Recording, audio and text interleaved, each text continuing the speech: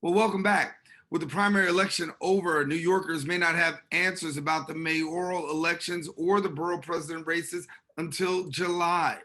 Absentee, affidavit, and military ballots still must be counted. And the question on people's minds is what's going to happen after the primary election? Joining us now to share more details is the Associate Editorial Page Editor at the New York Post, Michael Benjamin. And Mike, good to have you here sharing with us. Glad to be here, Darren. The question seems like, a pretty basic question, but it's really a far reaching one because when we talk about these elections, obviously, while we're still awaiting the full count of the elections being given, we do know that there is still this general election which takes place in November. But given the fact that we've got a borough that's predominantly Democratic, a city that's predominantly Democratic, things are pretty much the way it goes democratically.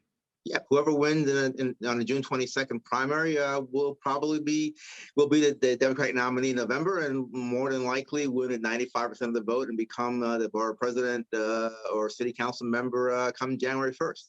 That's just the way it is in the Bronx. Is a heavily Democratic borough that's really not competitive for Republicans. I think you said almost the same thing in Manhattan and Brooklyn and Queens, except for Staten Island, which has elected at least 3 members of the city council. They share a Republican congresswoman in Nicole Maliotakis. But yeah, I mean, they're basically the only Republicans in the city of New York, Staten Island, Brooklyn. Yeah, and to be honest, to share with our viewers, this happens in a lot of localities. Yes, New York City is not the only place where it happens. The Republican Party has not been competitive in a great many urban areas across the United States. And across New York State, you're looking at Rochester, Buffalo. Those are all heavily big cities comparatively, and Democrat dominated. Syracuse, Albany, the same.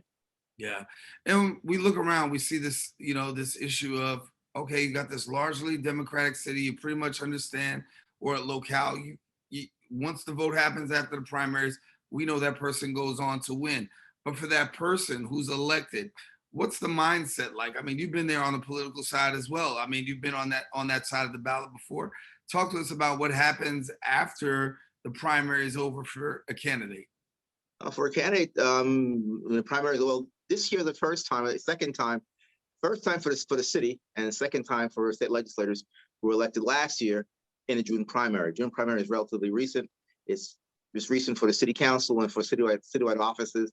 So you're going to be elected, you're going to be nominated as a Democrat, waiting another 5 months for the November election, and then another 3 months for January 1st. So if you're elected the night of June 22nd, you think you're going to win July, whatever, you have 6 months to prepare for office, which means that you have 6 months to determine who your staff members are going to be, where you possibly would like to have your district office. If you're a borough president nominee who has won on that night, on primary night, you're sort of figuring out who's going to be in your borough presidency, on your staff, in your cabinet, who'll be your communications director. A number of things can be then played out over 6 months, which allows you to properly vet people who may be considering for staff positions. I think that's important. You may remember when Bill de Blasio won the mayoralty back in 2013, he spent the month of November and December getting ideas from the general public as to what priority he should follow, getting ideas from people as to who he should hire as staff. So you have all this time now to do a much better job at vetting people for different positions within your staff and focusing on what is you want to make as your priorities, but also using those 6 months to get better known to the public who'll be hopefully electing you that November, and have a better sense of what is it you plan to do when you take office January 1st of 2022. Oh yeah, let's not forget that the city council members will only be serving 2 years, because 2 years from now in 2023 they have to then run again for re-election because of redistricting, which takes place in 2022, 2023. Yeah, it's going to be pretty interesting, and we'll follow the city council race. I was going to switch your hat for a minute. That should be a journalist again. Come back to us and talk to us about this here, because when you talk about having those 6 months, right, you've got 6 months to really get yourself together, get yourself prepared to get into office. Don't elected officials understand why they get a lot of flack from the press sometimes when you have this much time to get yourself together, this much time to make certain moves. And then when we see you take office, it seems to be slow. You don't pay attention. Somehow, I don't think sometimes the electeds get why the press is so nagging, given the fact that you've had some time to really get in the driver's seat. Right, but this is actually the first time in New York City where you're having, well, actually the first time, I think 20, 30 years where you have a June primary and you have a time to gather yourself and prepare yourself for office. And in the past, you were elected in November, took office in November, and you only had those 3 months or 2.5 months between November election and taking office on January 1st. But now you have time to pick staff, and the journalists, I think today, understand that. And you also have to have, not many elected officials, when they took office, really thought about having a communications person to be the interface between them and the media and the public. It's only recently in the last 25 years where elected officials have gotten hip, particularly those in local offices, that they need to have a communication person. They need to have a presence in the local newspapers. Now today on social media, having that presence and having a staff person who can help you get that done and do it on a regular basis, and also understanding the rules of the road on social media, the rules of the road when it comes to getting your name in the press and what issues you want to make as your priorities to get across to your constituency, so you could be better known. And if you have further ambition, what is you want to use as sort of your jumping off point, your launching point for a future bid for another office, whether you're in council, you want to run for borough president, or you want to run for state senate or assembly, some other office, or Congress. You want to look at, how do I set myself up better for what my future plans may be. Yeah, give us a few seconds here, and we're not talking about results, but I just want to have the opportunity to talk to you about just the campaign itself, and from what you saw leading up to primary day. Who did you feel carried the strongest campaigns going into primary day? Given the pandemic and not being out on the street very much, and just relying on mail and looking at TV and seeing TV ads, I have to say that Reverend Cabrera had a lot of ads. Natalia Fernandez had ads. I was getting a lot of mail from them throughout the late May through June through the primary. I actually had not received anything from Vanessa Gibson, who was also competing for the borough presidency. Luis Sepulveda, had a couple of setbacks. Didn't raise as much money as the others, but he also began to mail in late June, prior to the primary. In my district, Margie Velasquez is one of the council candidates that was running. She did a lot of mailing early. Her competitor, Monique Johnson, began mailing a week or two just before the primary and the start of early voting back on June 12th. So it's a hodgepodge. They're all over the place.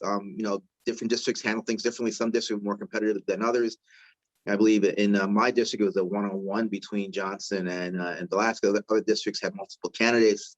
I know in the effort to replace Reverend Diaz over in that council district, you had at least 3 to 4 different candidates that were running, and that was very competitive there. A lot of mailing, a lot of door knocking and street stuff, social media.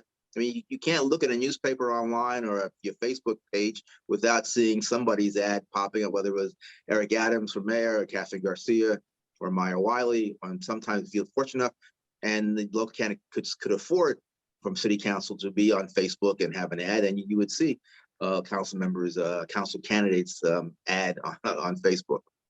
Yeah, it's amazing to see, the amount of energy that's actually put in. But talk to us after primary day. For you, what was it like after primary day as a winner? Oh, well, you may remember my first election was in a special election. So I took office like a week too later.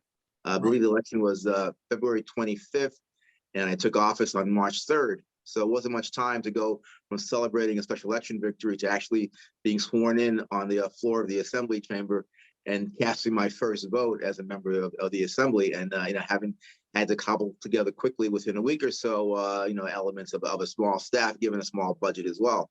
And that's another, issue that newly elected people face is, how big is their budget going to be? I believe for city council, it's a little bigger than it was in the past. So you have some more time and you have more money that you can play around with to determine what your salary structure is going to be, who's going to have what role, where you're going to place your district office. So you have a little bit more time, a little bit more money to decide that.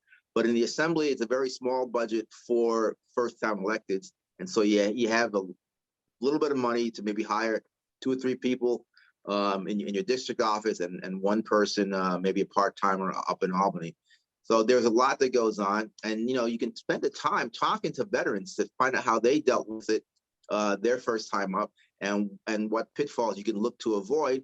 And also, you can have the speaker's office, whether in the assembly or in the city council, guiding you through that process so that when you take office on January 1st, you can hit the ground running. You got your staff in place. You know where your district office is going to be. You know what your phone numbers are, and you're ready and you're set to roll. And you don't have folks in the media like yourself. We're getting frustrated. Well, why can't I reach this person who just got elected? I have questions for them. Yeah, it's a process. And of course, we have to be patient with the process. That's why we got you here while we're still awaiting the full results of everything to come in with absentee ballots and the like, affidavits. Michael Benjamin, thank you so much for joining us. Editorial page editor at the New York Post. Thanks, Mike. Thank you. Have a great day. All righty. Now, if you want more information about Mike, yeah, you can follow him on Twitter at SquarePegDem, and you can see what he's got going on. All right, taking a quick break. We've got more open coming up, but taking a break right now.